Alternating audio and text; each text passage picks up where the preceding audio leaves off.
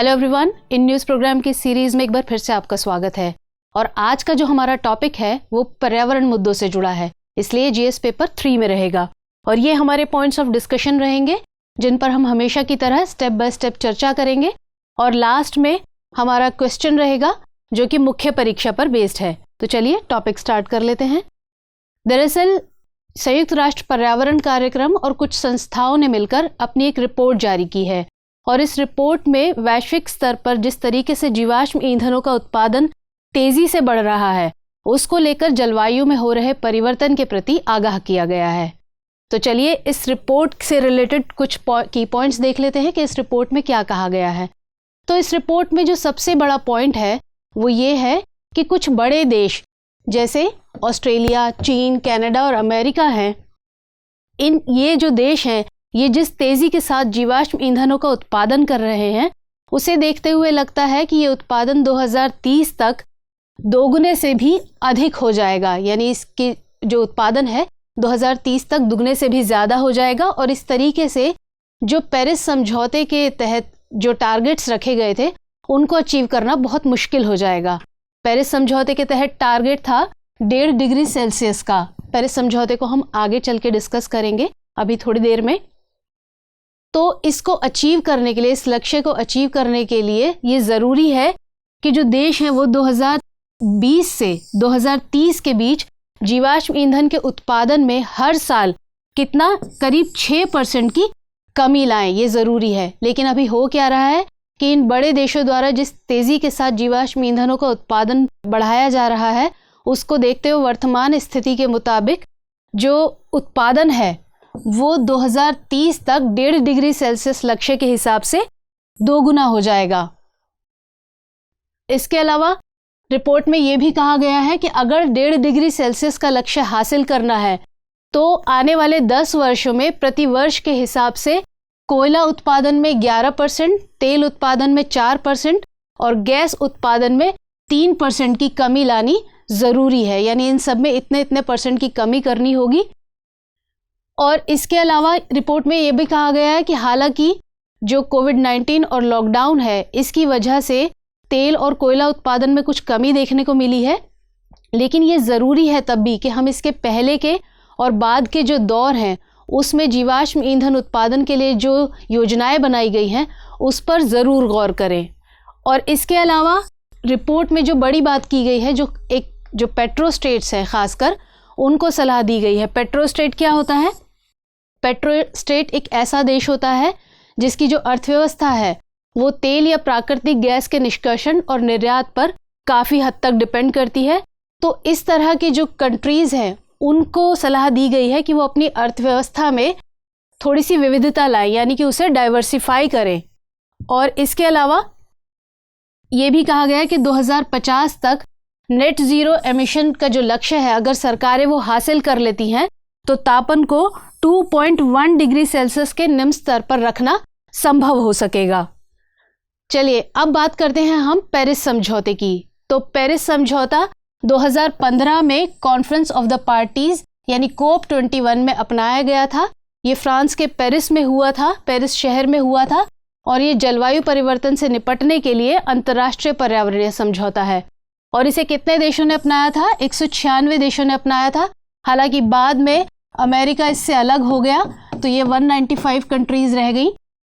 और इसका उद्देश्य क्या है कि वैश्विक ग्रीन हाउस गैस जो उत्सर्जन है उसको इस सदी में वैश्विक तापमान वृद्धि को पूर्व औद्योगिक स्तर यानी प्री इंडस्ट्रियल लेवल के 1.5 से 2 डिग्री सेल्सियस स्तर तक कम रखना इसका उद्देश्य है। इसके अलावा 2015 में UNFCCC ने क्लाइमेट न्यूट्रल नाम की एक पहल भी शुरू की।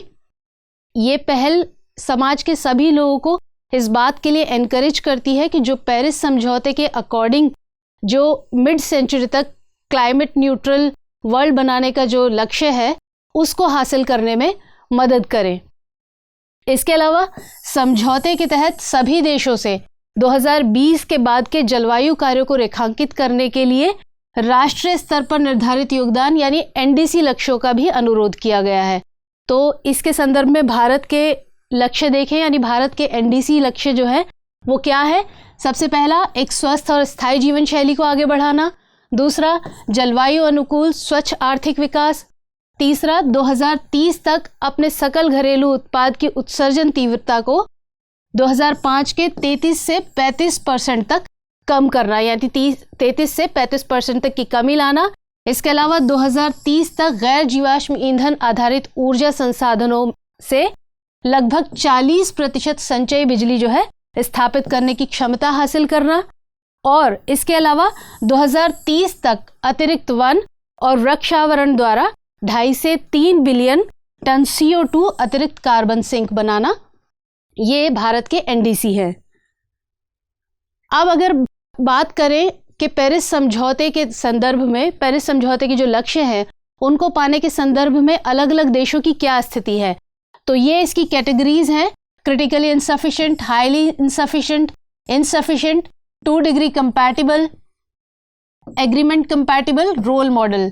तो अगर इसकी बात करें क्रिटिकली इनसफिशिएंट, तो इसमें अमेरिका शामिल है। इसका मतलब है कि इसने इन लक्ष्यों को पाने के लिए जो एफर्ट है वो ना के बराबर किए हैं। और इसके बाद हाईली इनसफिशिएंट, इसमें चाइना आता है, जापान आता है। इसका मतलब यह है कि इन्होंने किए हैं लेकिन उतने ज़रूरी नहीं, इनके भी ना के बराबर ही हैं इनके एफर्ट्स जो है। इसके बाद इनसफिशिएंट यानी जो ये भी अपर्याप्त में ही आता है, इसमें ऑस्ट्रेलिया आता है और EU आता है। इसके अलावा और भी देश शामिल हैं, लेकिन ये मुख्य रूप से ऑस्ट्रेलिया और EU की हम बात करेंगे। इसके अलावा अगर भारत की बात करें तो भारत 2 डिग्री सेल्सियस कंपैटिबल में है, इसकी कैटेगरी में है। इसका मतलब भारत की जो स्थिति है वो इस मामले में संतोषजनक है। तो ये तो थी ग्राफ की बात। अब हम 2019 की एमिशन गैप रिपोर्ट देख लेते हैं, जो कि UNEP ही जारी करता है। इसमें 1990 से लेकर 2018 तक का जो डेटा है वो दिया गया है, यानी पेरिस समझौता अपनाने के 3 साल बाद तक की स्थिति इसमें है। तो इसमें हम देखें तो जो सबसे ज़्यादा एमिशन हुआ उसमें 1990 में चीन की स्थिति क्या थी? चीन की स्थिति थी 4 गीगाटन एमिशन था, जो कि 2018 में बढ़कर 14 गीगाटन के करीब हो गया। यानी आप यहाँ देख सकते हैं कि ये चाइना है, ये चाइना की स्थिति है। इसके बाद अगर USA की बात करें तो USA 1990 में जो स्थिति थी वही करीब 2018 में है, उसमें ज़्यादा फर्क नहीं आया है। और अगर भारत की बात करें तो भारत की 1990 में जो स्थिति थी उससे थोड़ा आगे बढ़ा है और भारत का जो स्तर है वो थोड़ा ऊपर पहुंचा है यहाँ।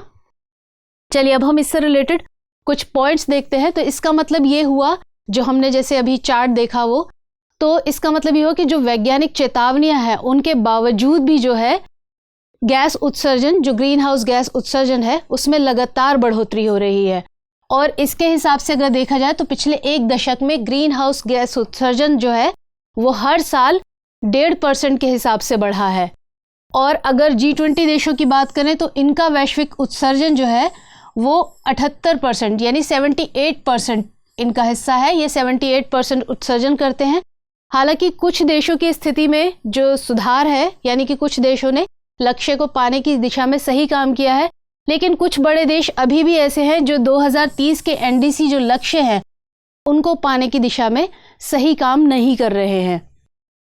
हालांकि 2050 तक शून्य उत्सर्जन का जो लक्ष्य है उसे रखने वाले देशों की संख्या में बढ़ोतरी हुई है। और इसके अलावा यूरोपियन यूनियन है यानी EU है, उसने भी 2050 तक जो क्लाइमेट न्यूट्रल है, क्लाइमेट न्यूट्रल होने के लिए कमिटमेंट भी दिखाई है। अब हम बात करें कुछ बड़े देशों में कार्बन उत्सर्जन स्थिति की। तो जैसा यहाँ आप देख सकते हैं ये चाइना है, चाइना की ये स्थिति है। चाइना का इसमें 28% शेयर है। और इसके बाद यूनाइटेड स्टेट्स का सबसे ज़्यादा है, ये USA है, 15% है। और अगर भारत की बात करें तो भारत का इसके बाद आता है 7%, यानी भारत का 7% हिस्सा है। सबसे ज़्यादा चीन का है, ये चाइना है, इसका 28% है। और अमेरिका का 15% है और भारत का 7% है। अब अगर हम पेरिस समझौते के लक्ष्यों के संदर्भ में भारत की स्थिति की बात करें तो क्लाइमेट ट्रैकर नाम की जो संस्था है उसकी रिपोर्ट के मुताबिक भारत को जो 2 डिग्री सेल्सियस कंपैटिबल है उसके कैटेगरी में रखा गया है, यानी भारत की जो स्थिति है वो संतोषजनक बताई गई है। इसके अलावा जो एमिशन गैप रिपोर्ट है उसमें भी भारत की जो एनडीसी जो लक्ष्य है उनको पाने के लिए जो भारत ने नीतियां बनाई हैं उनको बेहतर बताया गया है, यानी भारत सही दिशा में काम कर रहा है। इसके अलावा एक रिपोर्ट और है, क्लाइमेट ट्रांसपेरेंसी रिपोर्ट 2020। इसमें बताया गया है कि भारत जो है G20 देशों में एकमात्र ऐसा देश है जो पेरिस समझौते के 2 डिग्री सेल्सियस के लक्ष्य को हासिल करने में, यानी उसको प्राप्त करने में सक्षम है। इसके अलावा जो पेरिस समझौता है उसके लिए भारत ने प्रतिबद्धता जताई है और 2030 तक अपने प्रति इकाई जीडीपी के हिसाब से ग्रीन हाउस गैस उत्सर्जन में, जैसे मैंने अभी बताया कि पहले भी बताया था कि 2005 के स्तर से 33 से 35% तक की कमी लाने की भारत ने बात कही है। इसके अलावा भारत ने यह भी कहा है कि उसके देश की जो इंस्टॉल पावर कैपेसिटी है वो कोशिश करेगा कि उसमें 2030 तक गैर जीवाश्म स्रोतों यानी नॉन फॉसिल सोर्सेस का 40% हिस्सा हो। इसके अलावा भारत में पेरिस समझौते का क्रियान्वयन किस तरीके से किया जाए, इसके लिए सरकार ने हाल ही में एक शीर्ष समिति की भी स्थापना की है और ये समिति इस कार्यान्वयन के रिस्पॉन्स के साथ साथ देश में कार्बन मार्केट के रेगुलेशन के लिए भी नेशनल अथॉरिटी के रूप में काम करेगी। अब हमने क्योंकि सारी चीज़ें देखी तो अब जाहिर है जिस तरीके से रिपोर्ट में बात की गई है उसके मद्देनज़र कुछ परिणाम भी होंगे उसके, तो कुछ परिणामों पर भी हम नज़र डाल लेते हैं। तो सबसे पहला तो ये कि जीवाश्म ईंधन के उत्पादन और उपभोग से जिस तेज़ी के साथ जो है ग्रीन हाउस गैस उत्सर्जन बढ़ रहा है उससे क्या है कि ग्लोबल वार्मिंग बढ़ेगी और ग्लोबल वार्मिंग बढ़ने से क्या होगा कि जो ग्लेशियर्स हैं तो वो तेज़ी के साथ पिघलेंगे और उनके पिघलने से क्या होगा, जो समुद्र का जल स्तर है वो बढ़ जाएगा बहुत ज़्यादा। और जब समुद्र का जल स्तर बढ़ेगा तो कई रिपोर्ट्स में ये भी बात कही गई है कि जब समुद्र का जो ये जल स्तर है अगर इसी तेज़ी के साथ बढ़ता रहा तो कई छोटे द्वीपीय देश जो हैं वो डूबने की कगार पर आ जाएंगे।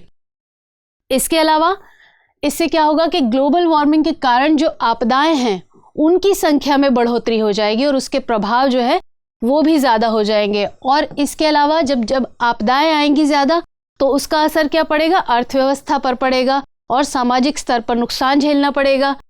और इससे क्या है, जो उष्णकटिबंधीय चक्रवात हैं वो पहले से ज़्यादा आने लगे हैं और ज़्यादा तीव्र गति के साथ आने लगे हैं।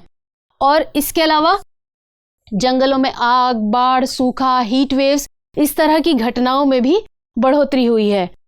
और इसके अलावा जो ग्लोबल वार्मिंग है उसके कारण जो दक्षिण एशियाई देश हैं उनमें चावल का जो उत्पादन है उस पर गहरा प्रभाव पड़ा है। तो ये हमने परिणाम देखे। अब ऐसे में क्या आगे की राह हो सकती है, हम उस पर बात करें तो सबसे पहला तो ये कि जो पेरिस समझौता है उसमें शामिल जो सदस्य हैं उनको अपने लक्ष्यों को हासिल करने के लिए, जो पेरिस समझौते में लक्ष्य बताए गए हैं उनको हासिल करने के लिए सबसे पहले टाइमलाइन अपनी जो है वो तय करनी होगी, यानी अपनी जो टाइम लिमिट है वो तय करनी होगी। और इसके अलावा जो बड़े उत्सर्जक देश हैं उनको बड़े स्तर पर वृक्षारोपण करना होगा जिससे कि इसमें कमी लाई जा सके। इसके अलावा भारत को कोयला आधारित बिजली संयंत्रों का विकल्प तलाशना होगा। शून्य उत्सर्जन तकनीकी के स्तर पर हरित औद्योगिकीकरण को अपनाना होगा। एमिशन गैप रिपोर्ट के मुताबिक, जैसा अभी हमने बताया कि एमिशन गैप रिपोर्ट में बात कही गई थी कि चीन को जल्द से जल्द सभी कोयला आधारित बिजली संयंत्रों को बैन करना होगा, तभी इसका कुछ हल निकल सकता है। हालांकि G20 देशों ने कोविड-19 उपायों के तहत जीवाश्म ईंधन उत्पादन के लिए जो जिम्मेदार क्षेत्र हैं उनके लिए $233 बिलियन की घोषणा की है। तो ये था हमारा आज का टॉपिक। अब हम बात करते हैं आज के प्रश्न की, तो आप प्रश्न नोट कर लीजिए। जलवायु परिवर्तन शमन की दिशा में पेरिस समझौता एक महत्वपूर्ण मैकेनिज्म है। इसके लक्ष्यों को पाने की दिशा में भारत सहित विकसित देशों के प्रयासों का समीक्षात्मक मूल्यांकन करें। तो कल फिर मुलाकात होगी किसी नए और इम्पोर्टेंट टॉपिक के साथ। तब तक के लिए तैयारी करते रहिए, सुरक्षित रहिए। धन्यवाद।